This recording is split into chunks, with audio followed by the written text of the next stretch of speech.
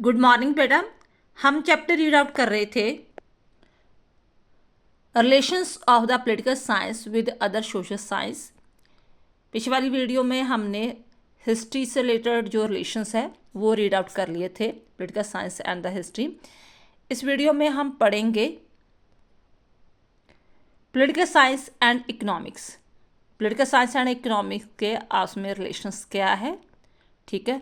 Politics economics को क्या देती है और इकोनॉमिक्स का क्या पॉलिटिकल में जो कंट्रीब्यूशन है एंड दोनों में डिफरेंस वगैरह क्या है। यानी कि एक टॉपिक में तीन जो सब टॉपिक आते हैं। तो फर्स्ट ऑफ ऑल देखते हैं कि इकोनॉमिक्स एंड पॉलिटिकल का मतलब क्या होता है। There is a close relationship between the economics and political science. In the earlier times, economics was considered part of the political science. It was called the political economy. It was only 18th century that Adam Smith made economics as an independent subject. Economics is concerned with the production of wealth and its exchange system, distribution and the consumption, etc. पहले जो है economics को political का ही part माना जाता था, ठीक है। बट एडम स्मिथ ने इसको एक इंडिपेंडेंट सब्जेक्ट के तौर पर जो है फेमस किया। उसने बताया कि इकोनॉमिक का मतलब क्या है कि इकोनॉमिक जो है वो हमेशा ही production of the wealth with its exchange system, distribution and consumption से रिलेटेड वगैरह होती है, उसे हम इकोनॉमिक्स वगैरह कह देते हैं। तो पॉलिटिकल का मतलब पता है जो फॉर्मल एंड जो इनफॉर्मल इंस्टीट्यूशन से रिलेटेड जो है काम करती है और रूल रेगुलेशन बनाती है। फॉर दिस रीज़न जो इकोनॉमिक्स का एक डिफरेंट जो है सेपरेट से मीनिंग निकाला गया कि economic is concern with the production, distribution and utility etcetera of the wealth. ये भी बात कही गई कि in brief we can say that the economics is concerned with the economics activities of and the individuals such as the production, economics, exchange, trade, distribution, etc. जहाँ भी हमें production economics की बात दिखाई देती है वहाँ पर इकोनॉमिक्स पाई जाती है। अब contribution of the political science to economics कि पॉलिटिक्स की इकोनॉमिक्स को क्या देन है। For economic progress political stability is essential. The countries having a political instability, the pace of the economic progress is very slow in these countries. For economic progress, political stability is essential, and European countries are the example of it. Political science lays down the principle of which are essential to provide political stability. जब इन देश में जो political stability होगी, मान लो सरकार चुनी गई है 5 साल तक, वो आराम से काम करती है, law and order, policy making वगैरह सब कुछ बनाती है, ठीक है, अपने प्रोजेक्ट लेकर आती है, तो नेचुरली ही उस देश का विकास होगा। जैसे यूरोपियन कंट्री का एग्जांपल दी है। तो हमारे देश क्यों इतना पछड़ गया कि चाइना हमसे बाद में आज़ाद हुआ, सिंगापुर बाद में आज़ाद हुआ, लेकिन हमारा इंडिया क्यों पीछे रह गया? क्योंकि हमारे पॉलिटिक्स में, हमारी जो राजनीति में एक स्थिरता वाली भावना नहीं थी। जैसे मिलीजुली हंग पार्लियामेंट आ जाती थी, कभी कोई सरकार आ गई, कभी कोई सरकार टूट गई। तो फॉर दिस रीज़न अगर देश में विकास होना है तो पॉलिटिकल में स्टेबिलिटी होना बहुत ज़रूरी है। पॉलिटिकल स्टेबिलिटी होगी तो नेचुरली देश का इकोनॉमिकली भी विकास होगा। Second, state formulate economics policy. Economic policies are made to regulate the economic system of the country, such as taxation policy, import export policy, bank policy, industry policy, agriculture policy, etc. All these economic policy are made by the state. तो जो देश होता है, जो politics होती है, सरकारें होती है, बहुत सारी पॉलिसी लेकर आती है। जैसे टैक्स की होगी, जैसे जीएसटी टैक्स हो गया, आयात निर्यात कर हो गया, इंडस्ट्री से रिलेटेड पॉलिसी, एग्रीकल्चर से रिलेटेड वगैरह होगी। तो ये सारा कुछ कौन बनाती है? स्टेट्स बनाती है, सरकारें बनाती है। थर्ड पॉइंट आता है स्टेट इन्फोर्स इकोनॉमिक्स पॉलिसी। सरकारें पॉलिसी बनाती ही नहीं, उनको लागू भी करती है। लागू करने का काम भी होता है। मान लो जो एक्सिक्यूटिव है, लेजिस्लेचर है, विधान पालिका, उन्होंने कानून बना दिया, तो कानून कौन लागू करता है? बाद में एक्सिक्यूटिव जो मंत्रीगण होते हैं वो कानून को लागू करते हैं, पॉलिसी को लागू करते हैं। अगर नहीं कोई कानून को फॉलो करता तो उसके लिए कुछ ना कुछ पनिश भी होता है, फिजिकली भी हो सकता है, जुर्माना भी हो सकता है। The state not only make economic policy, rather it enforce these also, ये लागू भी करती है. State has a supreme coercive power, उसके पास coercive power है. coercive power का मतलब कि अगर आप उसके कानून को फॉलो नहीं कर रहे तो वो नश कर सकती है आपको. To get its will enforced, and in any case of organization or individual does not obey the will of the state, he can punish it by the state. Therefore, even individual living in the state is bound to obey the policy of the state. Economic system is laid down by the state. There are the different types of the economic system in the world, such as a capitalist economics, socialist, mixed economics. जैसे England है, America है, वहाँ पर पूंजीवादी देश है. वहाँ पर सरकारें जो कैपिटलिस्ट इकोनॉमी को पॉलिसी को अपनाती है. चाइना रशिया जो है समाजवादी जैसे मार्क्सवादी विचारधारा वाले हैं, सोशलिस्ट इकोनॉमिक को अपनाते हैं. तो इंडिया है वो एलपीजी को नीति को अपना रहा है, मिक्स इकोनॉमिक को पॉलिसी अपना रहा है कि कुछ पॉलिसी उसकी सोशलिस्ट के रिलेटेड है, कुछ कैपिटलिस्ट से रिलेटेड है. The state decide that which economic system is to be adopt. फिर देश की सरकार ही ये निर्णय लेती है कि हमें हमारे देश के लिए कौन सी जो पॉलिसी है, इकोनॉमी वाली जो सिस्टम है, कौन सा सुटेबल है. नेक्स्ट है political solution of the economic problems. There are a political solution almost all the economic problems, such as the labor dispute or increase in wages, salary, betterment of the service condition, increase of the prices, unemployment, lockouts, etc. All these disputes are solved throughout the political process, which is the subject matter of the political science. बहुत सारी आजकल problems आती है economics में भी, जैसे labour की होगी, वेजेस की होगी, सैलरी को बढ़ाने के लिए होगी, बेरोजगारी को ख़त्म करने के लिए होगी. तो ये सारी प्रॉब्लम जो इकोनॉमी से रिलेटेड है, लेकिन सॉल्व कौन करती है? पॉलिटिकल साइंस ही करती है. State makes rule about the consumption and the distribution. State he decide करती है कि कितनी प्रोडक्शन करनी है, किस चीज़ की कितनी करनी है और कितनी नहीं करनी है, ताकि जो वो दोनों चीज़ों का बैलेंस वगैरह बना रहे. In matter of the consumption, the state ensures that every individual living in the state gets sufficient to fulfill his basic needs and does not feel any sort of hardship. देश ये कोशिश करता है, state ये कोशिश करती है कि जो भी मेरे अंडर जितनी भी प्रांत है, ठीक है, उनकी बेसिक नीड्स जैसे रोटी कपड़ा मकान है वो पूरी हो. State can regulate the consumption of the essential commodities. जो ज़रूरतें हैं, कमोडिटीज़ होती ज़रूरतें, जो ज़रूरतें हैं जैसे रोटी कपड़ा मकान वगैरह, उनको फुलफ़िल करने की कोशिश करता है. On the basis of principle of demand and supply, the state makes the rules and the distribution of the goods and maintain the proper balance between the demand and the supply. State regulate the production. State regulate the production also. The state ensure the goods are produced according to their needs. कि जो भी चीज़ों की पैदावार है वो देश की ज़रूरतों के अकॉर्डिंग हो, ठीक है. ना तो इतनी ज़्यादा पैदावार होनी चाहिए कि उनकी कीमतें कम हो जाएं, ना ही इतनी कम होनी चाहिए कि अगर उनकी कमी आ जाती है तो वो उनकी कीमतें बढ़ जाएंगी. सपोज करो जैसे अनाज है, अनाज हर घर की ज़रूरत है, तो मान लो खाने वाले 90% है लेकिन अनाज 40% हो रहा है, तो क्या होगा? स्केर्सिटी बढ़ जाएगी, ठीक है, कमी आ जाएगी, तो नेचुरली उसकी चीज़ों की कीमत बढ़ जाएगी. तो बैलेंस क्रिएट करना स्टेट की जिम्मेदारी है. कहता produce according to their needs. In case the production is less than the demands, than the condition of the scarcity will prevail and the price of the goods will increase. But in case the production is more than the demand, अगर demand से ज़्यादा चीज़ों की production हो जाती है तो उसका क्या होगा? वो नेचुरली चीज़ें की कीमत कम हो जाएगी. So the state ensure proper balance between the demand and the production. Next है contribution of the economics to political science. अब इकोनॉमिक्स राजनीति को क्या देती है? क्या देती है? मान लो कि कहते हैं ना, पेट ना पईयां रोटियां तो सब्बे गल्लां खोटियां.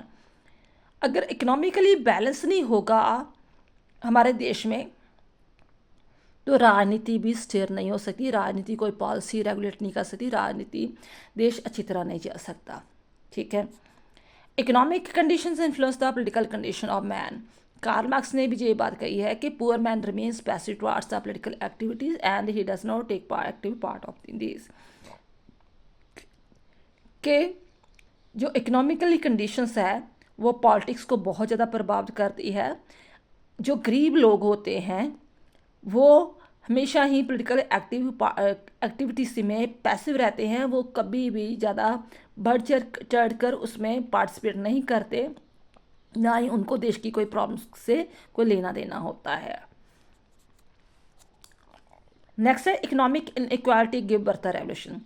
अगर मान लो कुछ वर्ग 20% जो है क्लास वगैरह बहुत अमीर होती जा रही है, तो बाकी सारा जो है गरीब डे बाय गरीब होता जा रहा है, बेरोजगारी बढ़ती जा रही है, तो नेचुरली क्या पैदा होगा? क्रांति पैदा होगी।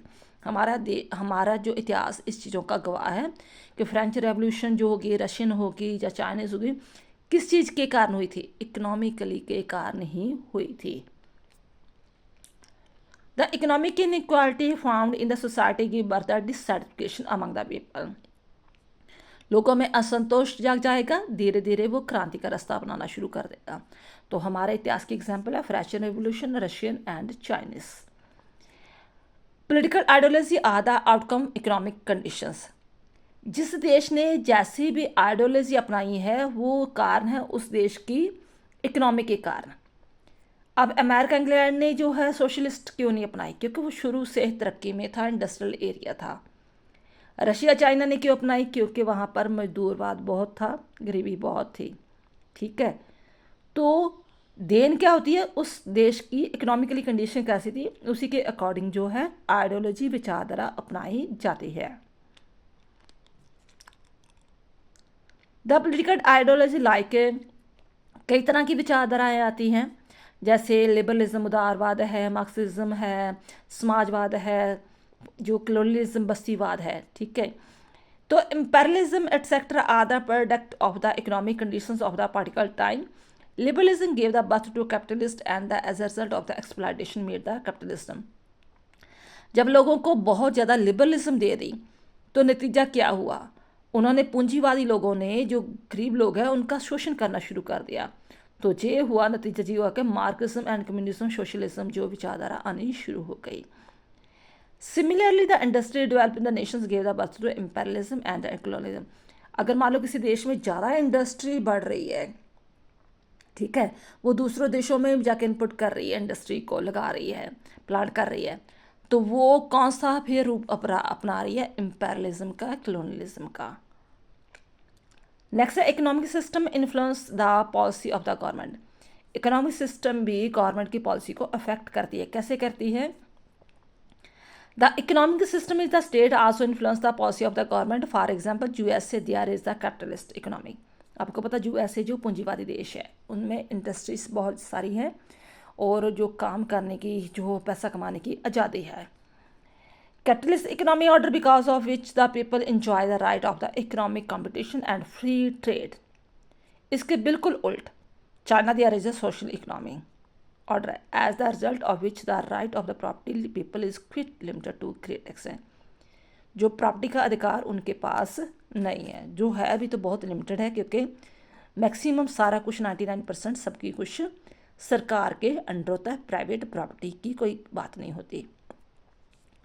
नेक्स्ट है economics prosperity is must for the success democracy.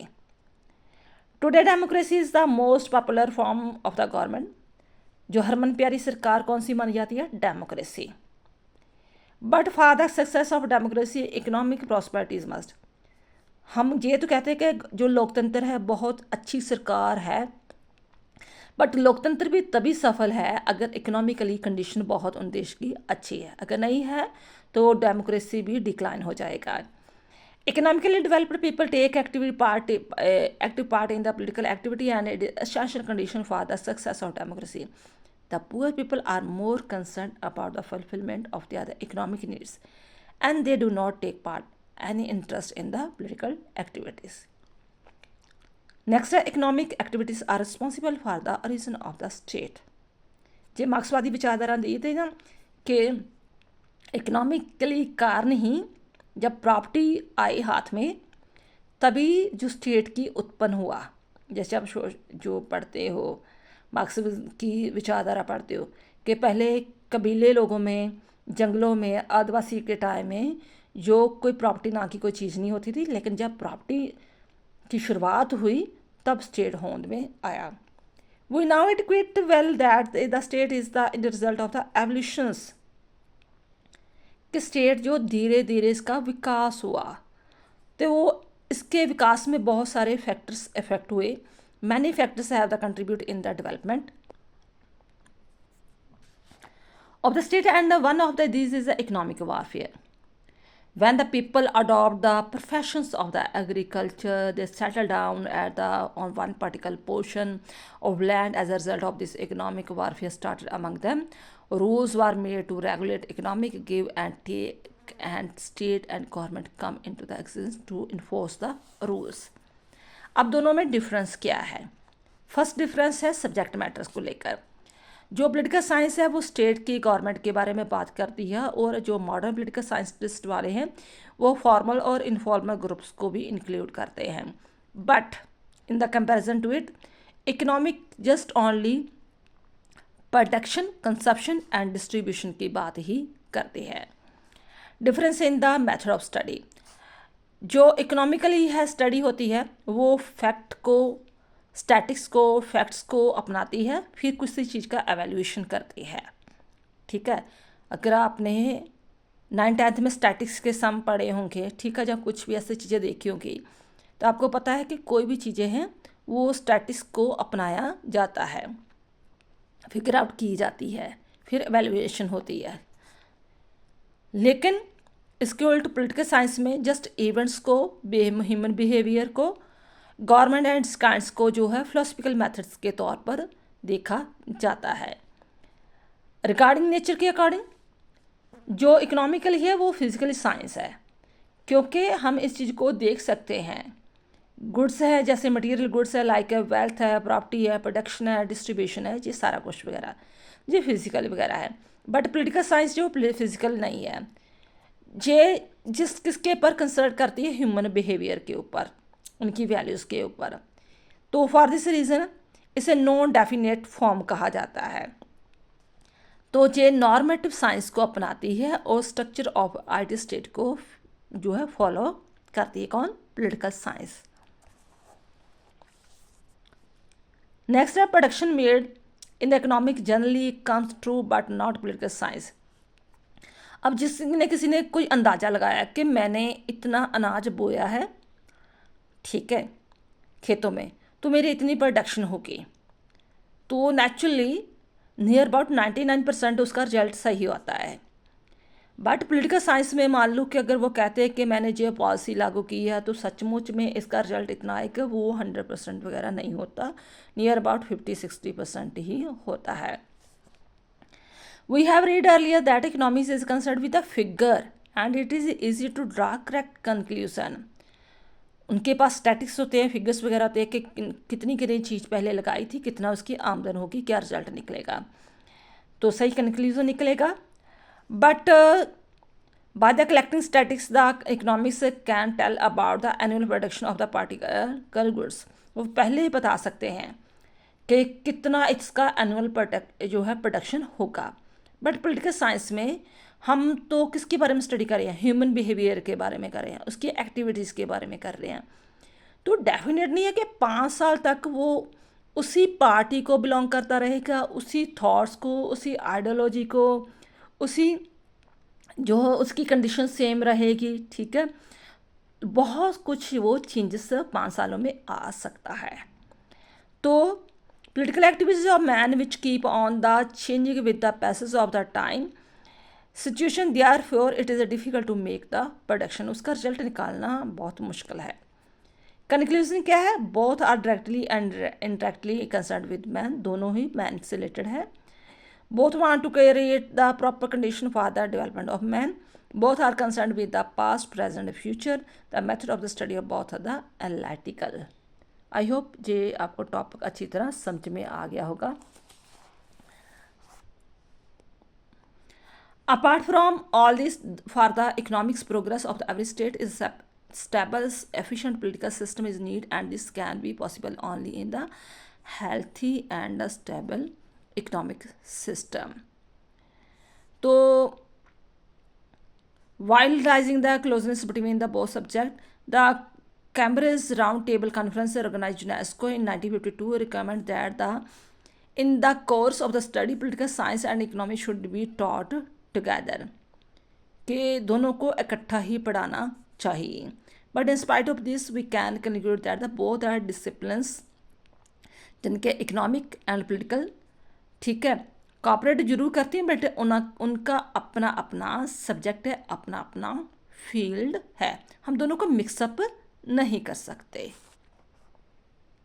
I hope जी आपको टॉपिक समझ आ गया होगा. और नेक्स्ट वीडियो में हम करेंगे पॉलिटिकल साइंस का सोशियोलॉजी से क्या संबंध है.